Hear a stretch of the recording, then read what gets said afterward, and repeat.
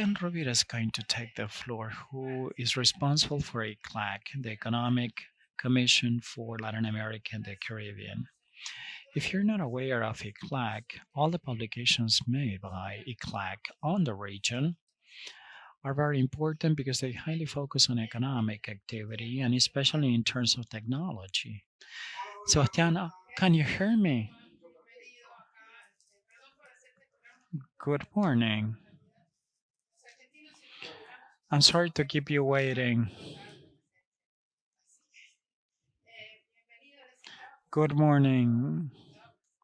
I was introducing especially your work in ICLAC and the role that ICLAC plays as a commission for Latin America and the number of publications that are available in Spanish or in English in the ICLAC website that are very important as an academician in the industry and researcher on technology, society, and economy.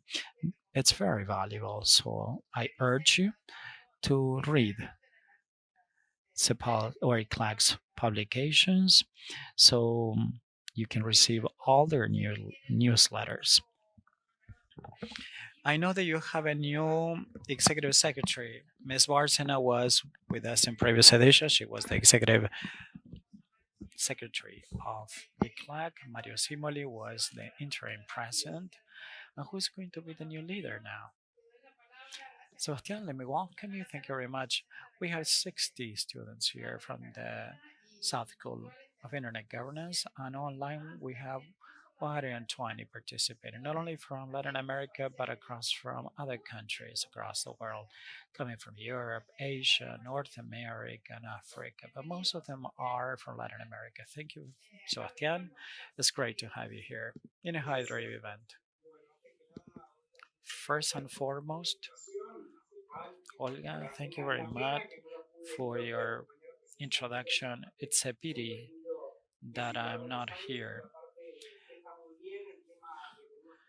It's always nice to visit Buenos Aires.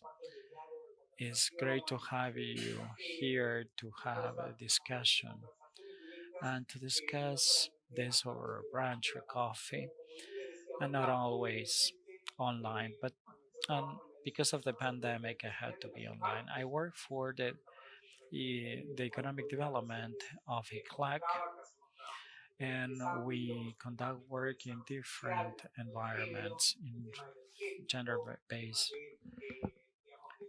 man, gender-based equality, business, entrepreneurial development, technology development, and many other things. And as Olga said, you can download our newsletters or documents.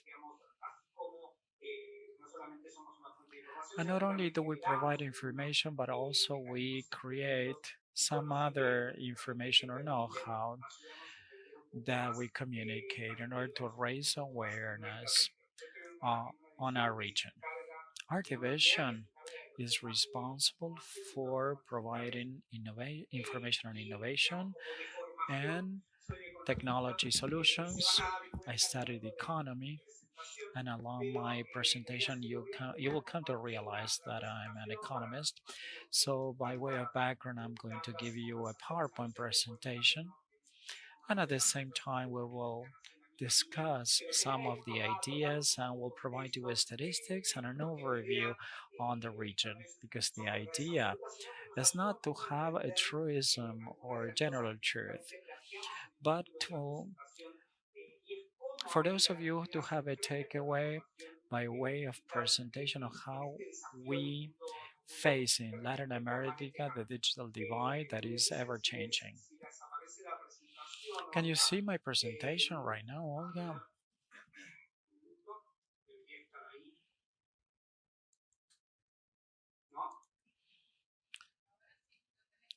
Yes, the PowerPoint is already screened. Thank you.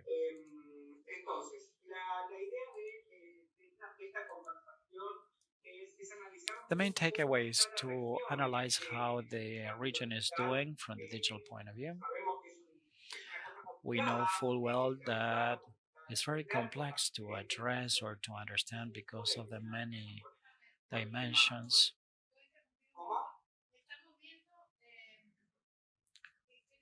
Excuse me. We are seeing your desktop. It has to be under display settings or full screen. Arriba será display settings, arriba no. Show taskbar no. Eh,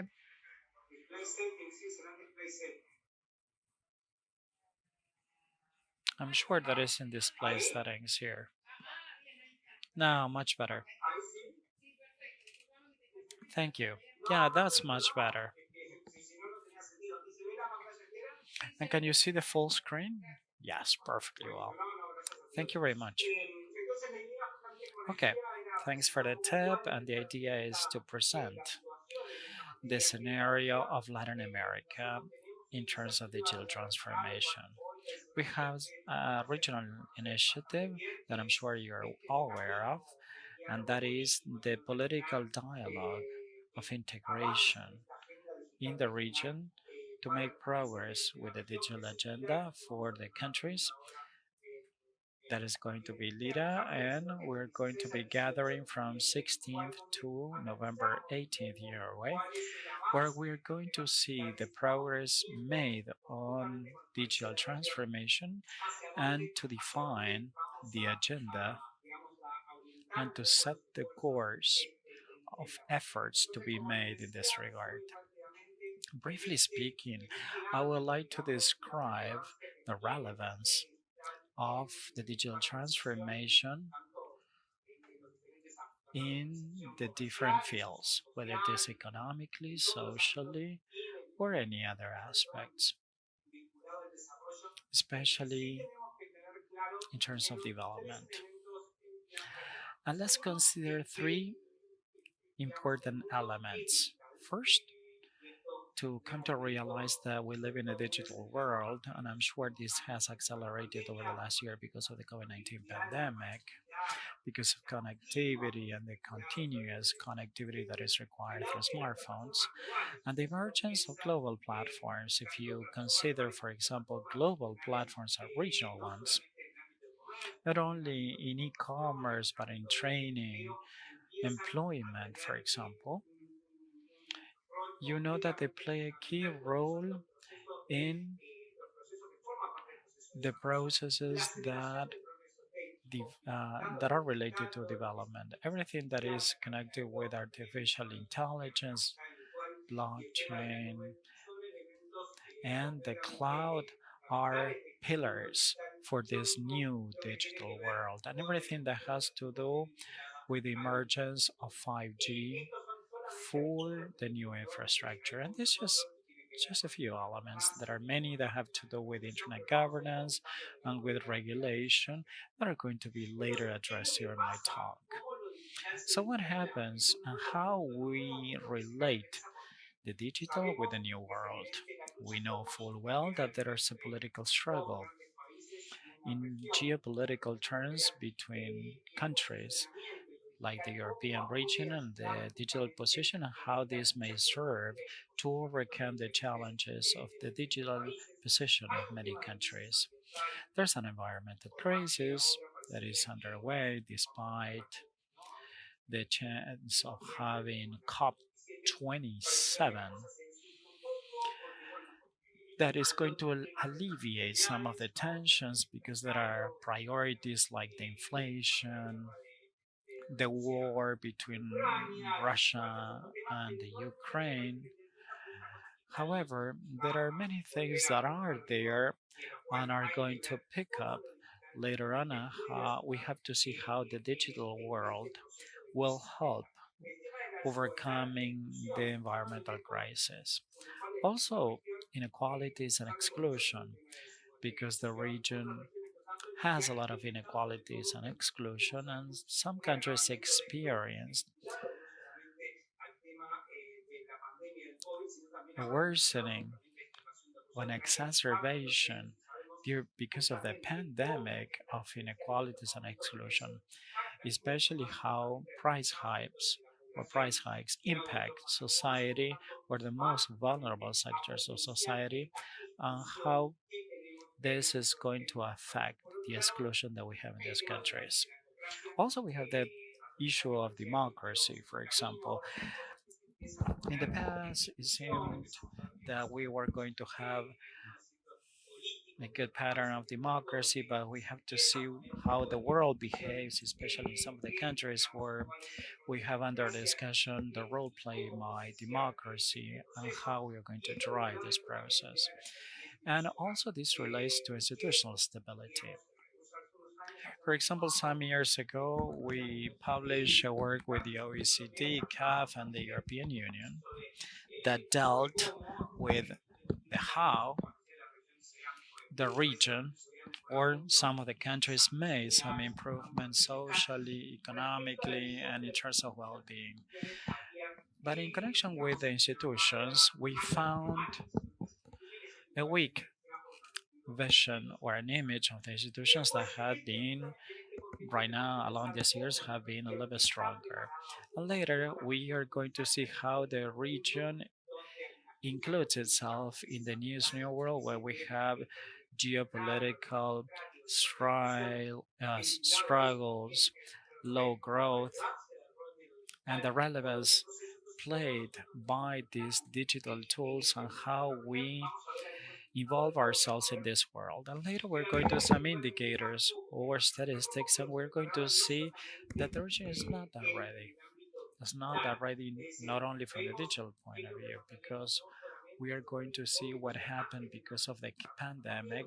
But as of 2015, the region has been stagnated, that had a slowdown, low levels of investment, and it was quite concerning because if we may think that if we have an investment that is underway, especially developing countries that should have been investing 30% of of its GDP, shouldn't, I mean, they have invested 5% or less. So this is concerning, and we are going to see how this productive structure is created, especially by some sectors do not demand low skills, or they do not create high quality jobs, or we've seen the impossibility of creating or redistributing wealth. We were able to curb some poverty and inequalities, but we're not that successful in fighting poverty and inequality lately. And COVID 19, or the COVID 19 pandemic, if we see what happens with some of macro indicators, and if we see the before and after, we found that over the last 2 years we returned to the seven levels of income. And this is when we analyze it from the macro point of view. And we are not in the same situation because unfortunately we lost 10 years in terms of poverty and inequalities compared to the situation that we had before the pandemic. So, this is a primary element that we should analyze in the way we are going to improve poverty and inequalities. And obviously, the war between Russia and Ukraine, that is one relevant aspect also. We should analyze the role played by the digital world.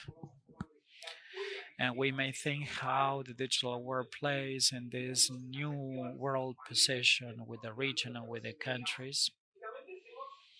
And we should consider this in connection with the role that we played to tackle the pandemic. Not so long ago, even though we may think there was a long time ago in Chile, for example, there was a lockdown. We had only two permits to go shopping, but to shop for groceries, basic needs, or commodities, basically, we included some aspects in terms of education, teleeducation, telemedicine, telework, e commerce, and e governance that help to maintain the way of living of people, but it was not the same across the board. I mean, it's easy to think that digitally we have the opportunities because I may have access to networks or the internet, but it was not the same for everybody. And these structures that we or structural limitations that we have in red, like the access of lack of connectivity that is fragmented because of levels of income, gender based, like women, migrants, or Aboriginal peoples. There are many people, or maybe socioeconomic groups, that they do not have access or they have lower access to compared to other high income groups.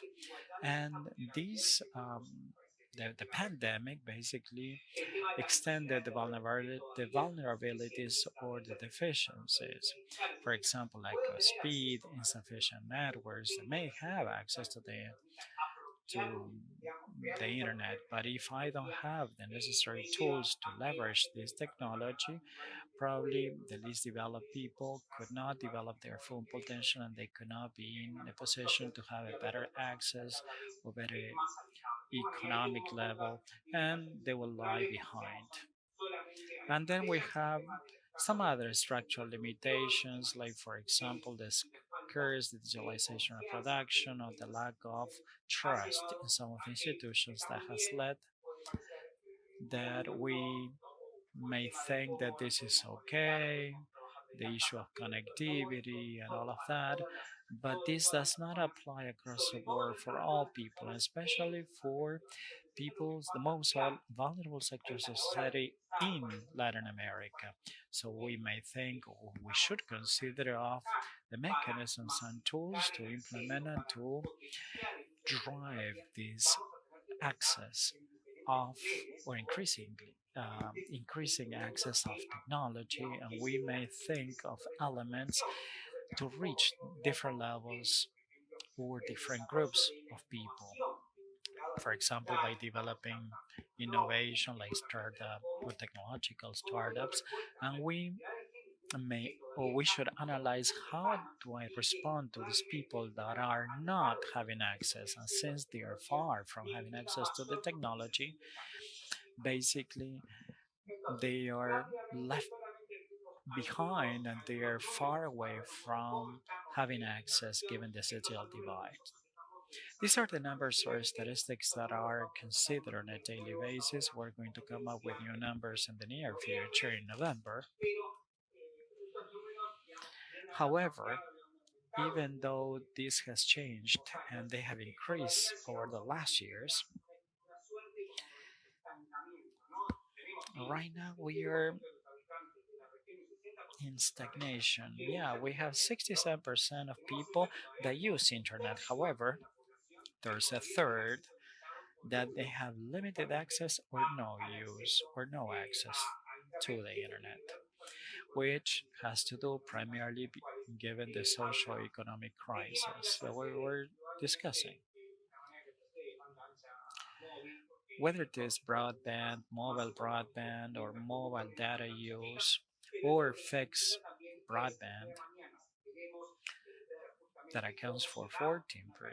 And if we want to increase the bandwidth or broadband for productive sectors or to drive new business, we have to see how we come up with a better improvement of having better access to that broadband.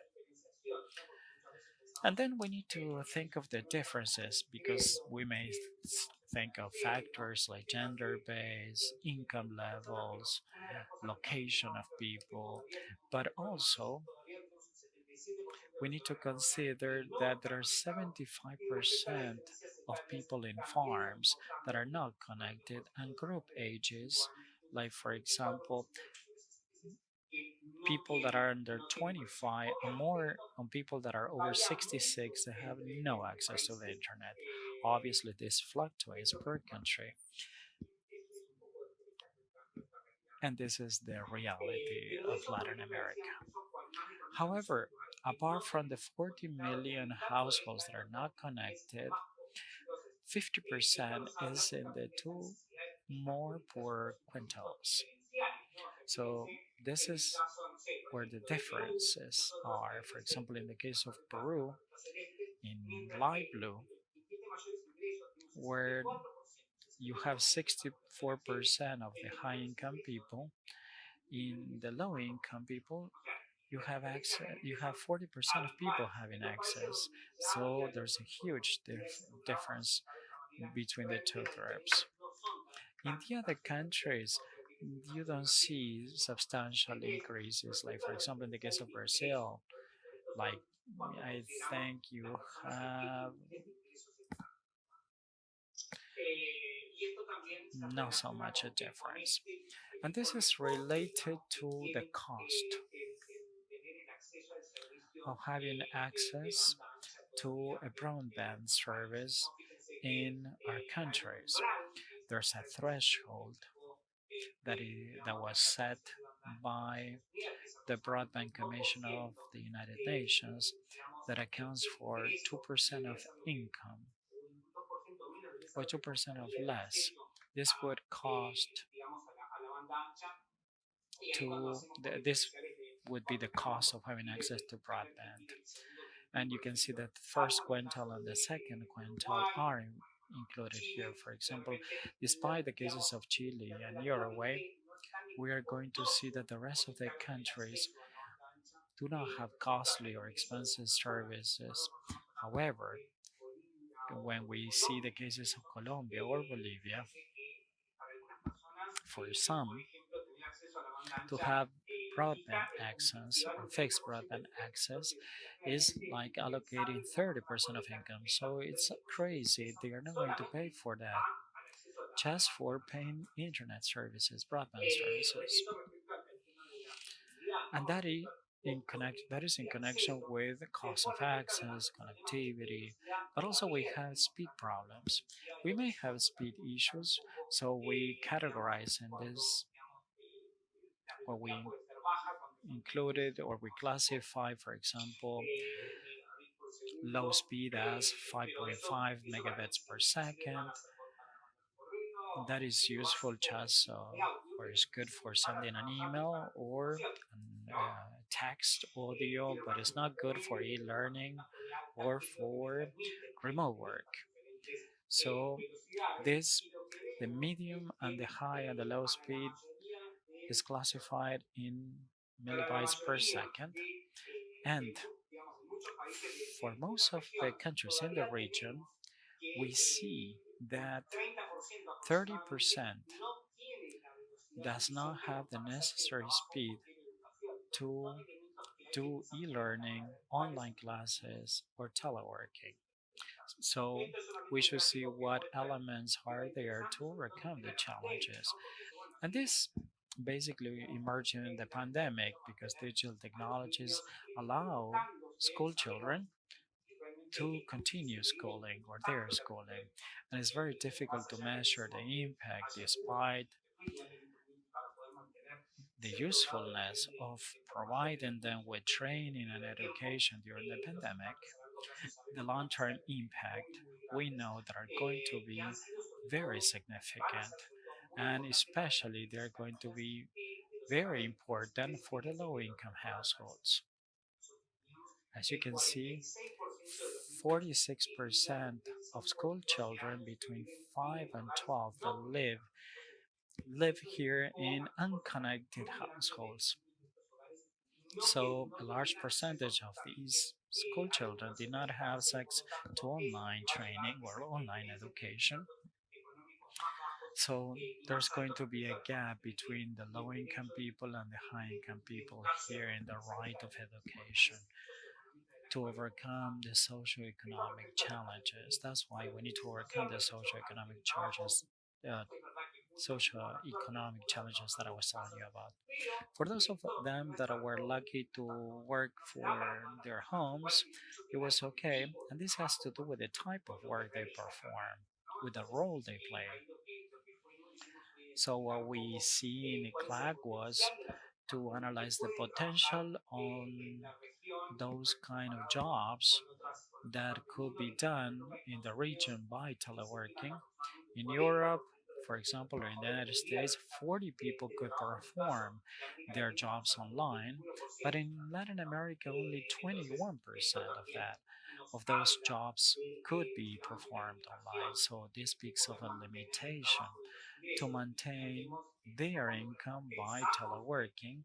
And if we conceive the informal sector is even worse because 55% of workers work informally, and the the, the job or the work they do, they cannot do it online. So one of the proposals that we are driving on ECLAC is this one, because we may think that we are good at filing or publishing reports, but in real terms, what are the concrete things that we can perform as a region or that we can realize as a region? So we had the idea of launching a digital food basket or basic basket. It's not how we think of the 32 school children only that did not have access to online education. And this is basically the pandemic. We don't know what will happen in the future if there's another pandemic coming up. And the window of opportunities that are open or how to use this technology effectively. So a digital basic basket includes not only a computer, a tablet, or a smartphone, but also a plan of access, all the use of the internet, and a training process in order to strengthen their digital skills so they can use the internet effectively. Some estimates will indicate 1% of the annual GDP for the countries in the region. Obviously, there are differences for Argentina or El Salvador.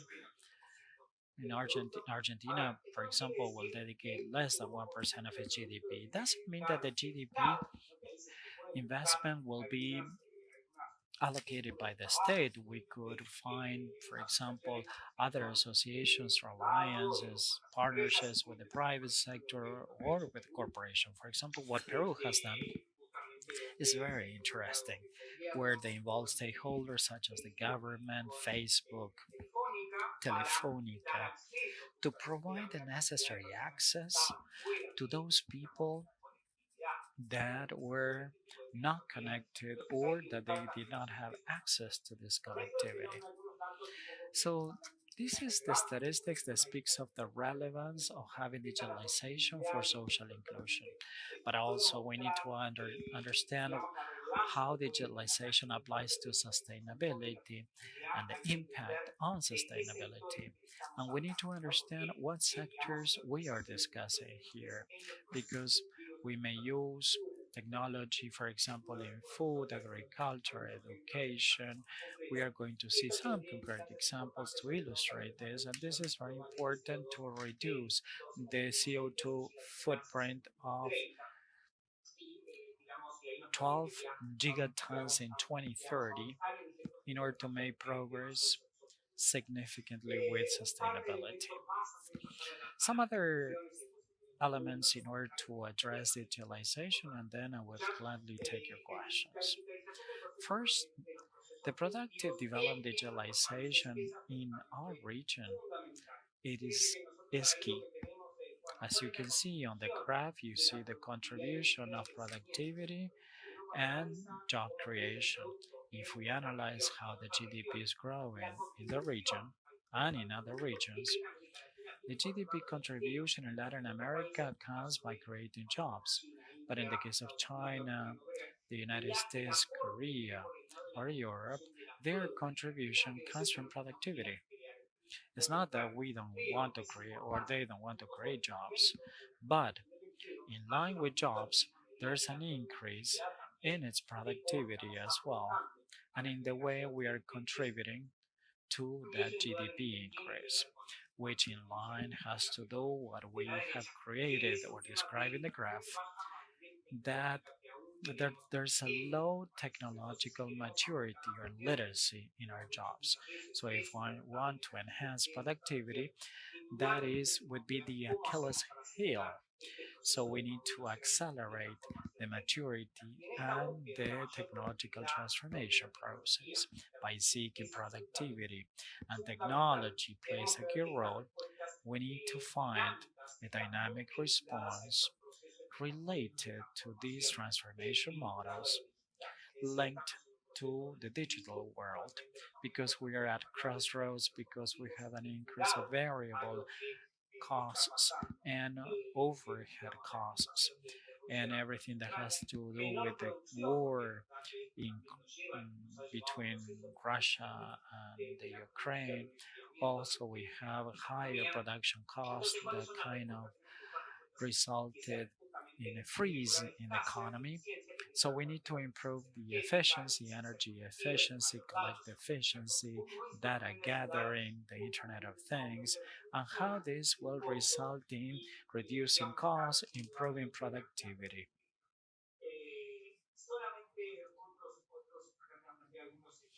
Let me draw some examples on the way or on how we can help with productive change with digitalization in agriculture, in manufacturing, in trade and tourism. We should address how robotics, cloud services, and artificial intelligence may help. The risk is including technologies, for example, in irrigation, that may have an impact on creating a new product or more products in agriculture, and how agri-tech or agri-technology can help with productive services in these different fields. For these purposes, we need to know how we are ready in our corporations or in our organizations. Digital technologies are not really used in this sophisticatedly. There are some sales or sales channels that they have applied some sophistication, but in some of the channels, there's room for improvement that will allow to add higher value to reduce costs and to increase efficiencies as we have described before. So it is key to develop new skills. There's a graph there to illustrate that, the classical um, tertiary education, graduates in sciences, hard sciences. We lay behind, or we're lying behind compared to the OECD countries. But if we analyze this deeper in connection with digital skills, we can see that there are three pillars here. It's okay to have digital skills, but we have the basic skills like sending an email, WhatsApp, or text.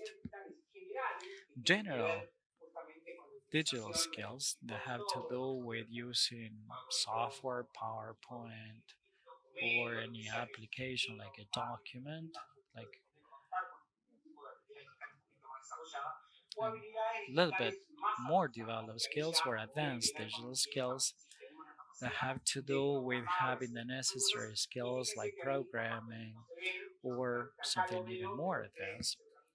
And I'm sure that you know that in the orange bars are Latin America, and in blue we have Germany, the European Union countries, or Korea, advanced countries. So we're measuring here is the number of people that have digital skills, or over the last 3 years they have used basic digital skills. So we're far from the well-developed countries or the advanced countries. So we have to see how we are going to close this gap. So this has to do with the productive digital transformation and how we make progress at this.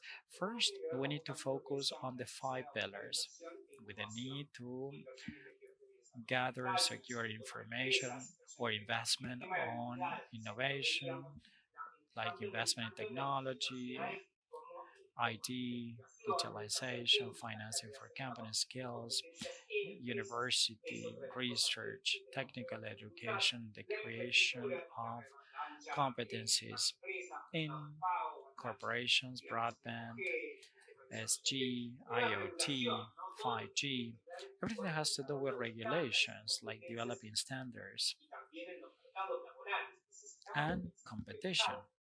We need to think of what are the regulatory elements that should be developed for Latin America in the different fields. For example, how do we regulate labor markets? In fact, this is underway, and these are the elements to be considered. And other tools like technologies, digital chains, and things like that. Before drawing some conclusions, another item that I would like to bring to this table is how we are going to improve the public services and the relation with the citizenry. Over the last years, we have observed noticeable advances in digital government. This is a paper that was published by the United Nations, and on the right we have the categories of digital government in Latin America in line with the statistics that were published this year. You have seen that there's a noticeable growth in e-government or digital government in the region. However, there's a long way to go in terms of governance, strategies, or policy making in order to drive digital government for all people.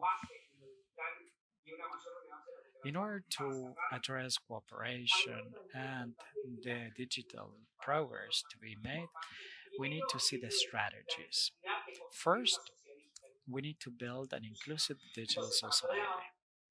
In order to make progress by building this inclusive digital society, we need to extend broadband coverage and the connectivity speed. This is the first element or the first step in order to make further development and to provide not only access but also the necessary tools or capabilities in order to use this technology effectively and also to drive productive transformation by using or promoting the use of digital technologies in small and medium-sized companies with innovation and strengthening industrial policies and digital policies that play a key strategic role, promoting trust and digital security, which is transversal to the regulatory framework, given the use of data by corporations or governments, which becomes very relevant because this will drive or will hinder development in our countries. And given this advance or given this path, we are going to see what the regulations are that we should raise in order to protect misinformation or prevent people from using misinformation or the good governance of data. And that is why we have the digital well-being state that has to do with economic, social, labor rights, and the safe use of data that allows for this progressive structural change. There's a fifth element here that is to explore cooperation and digital transformation fields or the sphere. Everything that has to do with smart cities, for example. Given that 80% of the population lives in large urban centers, we have to analyze how I could drive digital transformation by driving inclusion in the digital sphere, not only by including them, but also from the point of view of having access to goods or services, a better payment, a better salary, better service. So this is included in the strategy. and also strengthening regional digital cooperation at the regional level by applying new digital and access infrastructure, 5G networks, data protection, digital security, competition policies, regulation, among others. By, su- by summarizing this talk, I would like to say that there are new action and cooperation spheres at the national, regional, global level. For example, by developing new skills, everything that has to do with transversal digital agendas, because digital agendas trace back to the communication ministries. However, the digital agendas should be updated with the industry ministries or the Department of Education or other secretariats or the health ministry. So they should be more comprehensive, more powerful by developing economically and socially aspects in our country. Also, regional cooperation, articulation because regional blocs, for example, the Pacific Alliance, Mercosur, or Central America, are developing their own digital agendas at the regional level. So we need to see how we're going to tackle these agendas regionally to drive some things in the digital regional market, thinking on the way they could facilitate economies of scale to have a better scope or a more comprehensive integration and to have digital cooperation to go beyond the good intentions that we have and to think of what this uh, knowledge transfer is going to be like, or the enhancement of technologies, and to have a dialogue with the local governments because we may think that we may not drive any longer the use of technology, and this has to do with what happens inside our countries.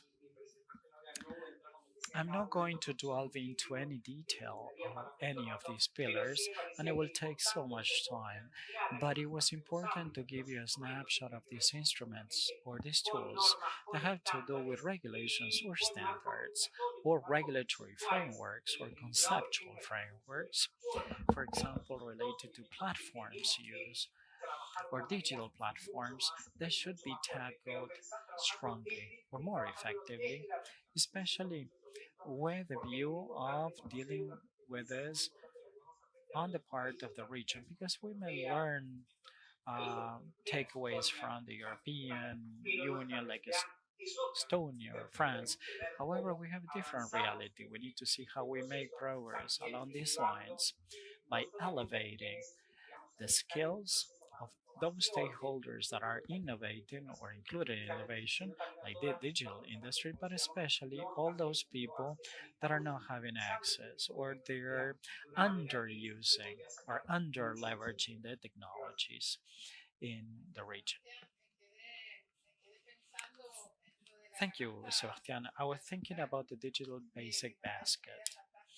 It's a great idea to implement this in the region. And I was thinking also of the obstacle of transversal use, like, for example, to drive this across the ministries, agencies, in order to minimize the impact of technology, which is not easy to do it at the ministerial level. People believe the ministers or governments are monolithical in nature, but this is far from the reality. For public officials or for those of us that work in governments, we know full well what's going on.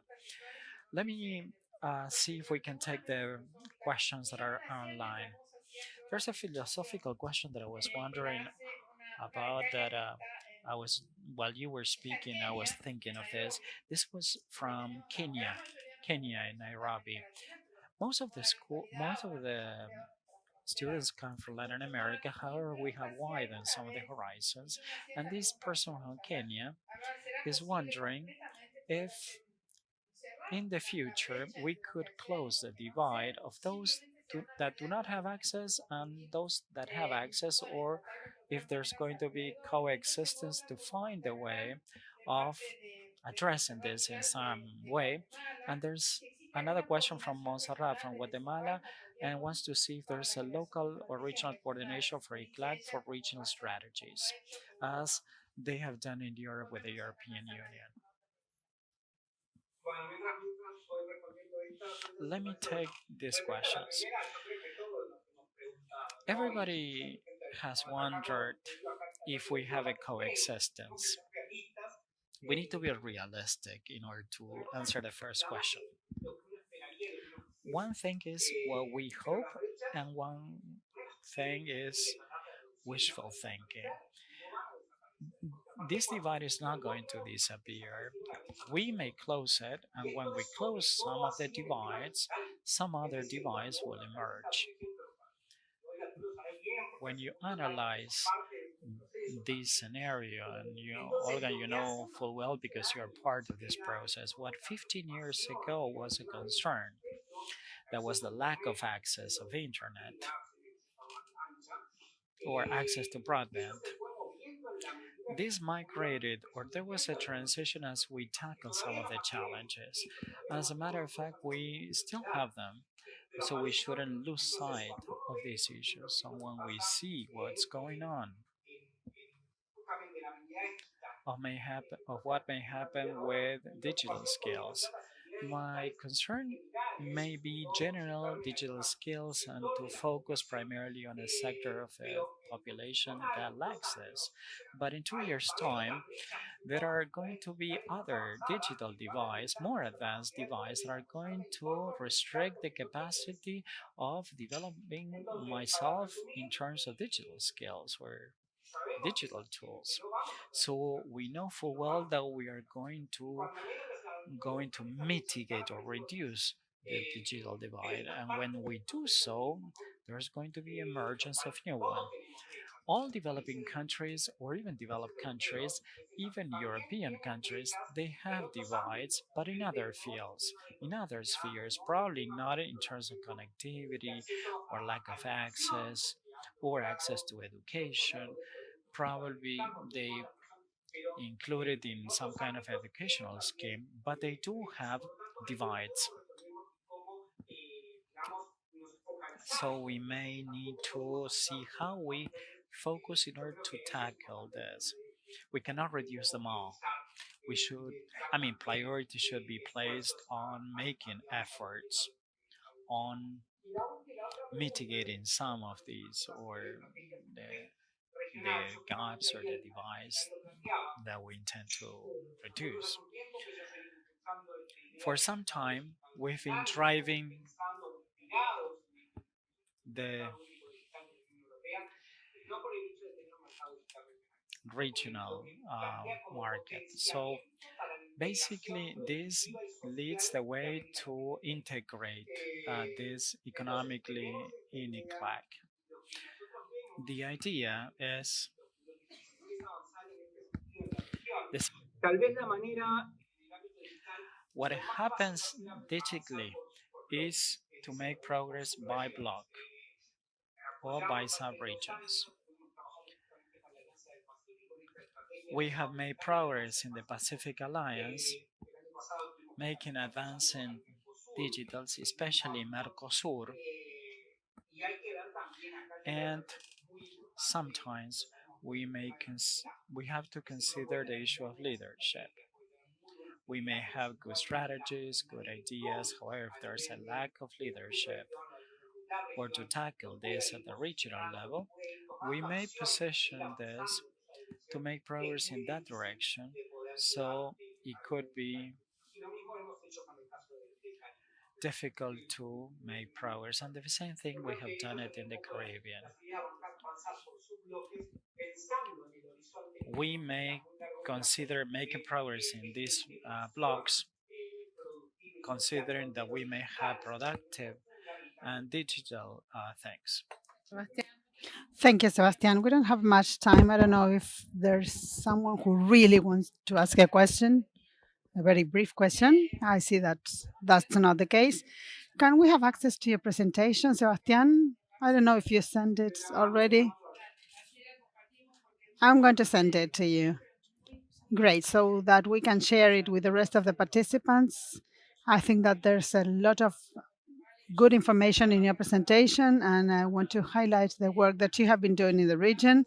We're going to continue communicating. I'm not going to be able to go to Uruguay. I'm going to go visit my son in Belgium that week, but I'm going to be virtually connected to the ministerial meeting in Uruguay.